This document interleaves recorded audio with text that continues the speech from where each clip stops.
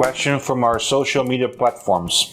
This gentleman is 42 years old, had 2 FUE procedures for his crown, a total of 3,200 grafts just for the crown, and had also some scalp micropigmentation procedures, SMP, and is looking for options, asking me about body hair transplants, whether they're a good option or not. So that's a lot that we can talk about here. We can have a talk for many hours here about these topics because it involves a bunch of things. But real quick, just to summarize, body hair transplants are good options, can be good options for patients who have depleted donor zone from previous procedures. Seems like it's his case. I haven't seen him in person, so I'm kind of going by what I see here. So again, this is just assuming some things here.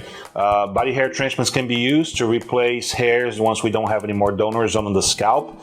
Personally, I prefer chest hair and back hair because they are more permanent, they are more resilient to loss. Some doctors use arm hair, leg hair, but those, in my experience, as you get older, they become very fine and they may all go away, I usually try to limit the surgeries that I do on body hair transplants. Well, I forgot to mention, beard also can be used as a donor source, particularly under the chin. Don't want to harvest beard hairs from the cheeks because it can scar.